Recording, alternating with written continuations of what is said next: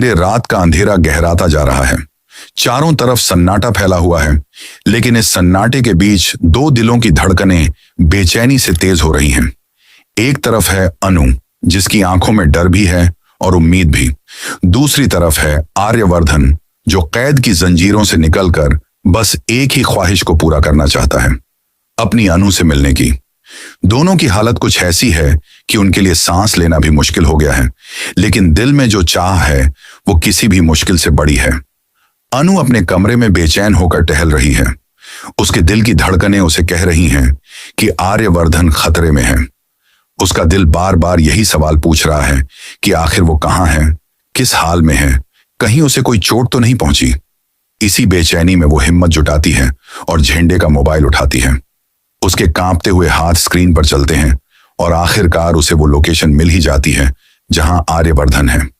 अनु की आंखों में अचानक चमक आ जाती है। वो बिना देर किए वहां पहुंचने का फैसला करती है। उधर आर्यवर्धन भी अपनी हालत से जूझ रहा है।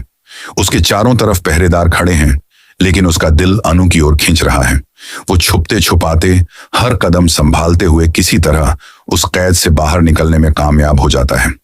लेकिन बाहर निकलते ही उसे एहसास होता है कि उसके पास न फोन है, न पैसे और न ही कोई मददगार।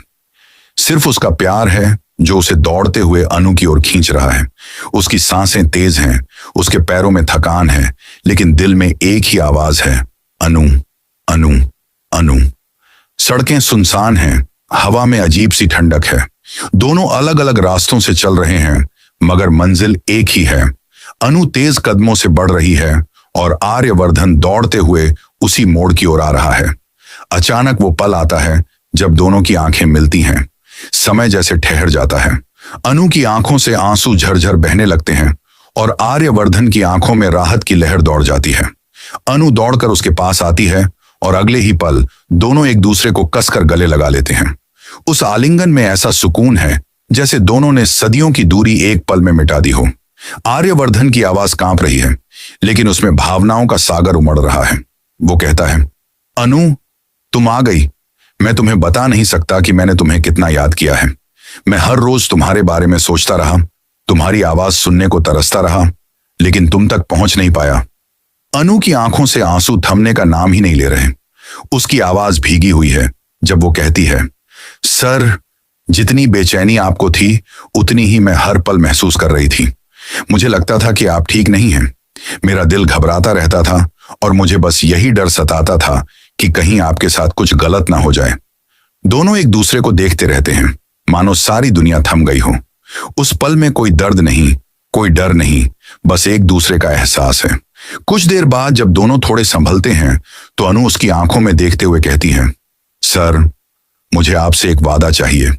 चाहे कुछ भी हो जाए, चाहे कैसी भी मुश्किल आ जाए, आप मेरा साथ कभी नहीं छोड़ेंगे। आर्यवर्धन हल्की मुस्कान के साथ उसका हाथ पकड़ लेता है और उसकी आंखों में गहराई से झांकते हुए कहता है, वादा है अनु, अब चाहे कैसी भी आंधी आए, चाहे कैसी भी मुश्किल आए, मैं तुम्हारा साथ कभी नहीं छोड़ूंगा। जब तक सांस चलेगी तुम मेरे साथ रहोगी और मैं तुम्हारे साथ। दोनों का यह मिलन जैसे किसी अधूरी कहानी को पूरा कर देता है। लेकिन दोस्तों, यहां सवाल यह है, क्या यह खुशी लंबी चलेगी? क्योंकि उनकी यह मुलाकात इतनी आसान भी नहीं है। कहीं ना कहीं परछाइयों में छिपा हुआ उनका दुश्मन उन्हें देख रहा है। कहीं ना कहीं कोई ऐसा है जो नहीं चाहता कि ये दोनों एक हों, और यही डर उनकी इस मोहब्बत को और भी नाजुक बना देता है। आने वाले पलों में क्या होगा, ये जानना बेहद दिलचस्प होगा। क्या आर्यवर्धन और अनु हमेशा के लिए साथ रह पाएंगे, या फिर उनकी जिंदगी में कोई नया तूफान दस्तक देगा? ये सवाल अब आपके दिल और दिमाग को परेशान करेगा।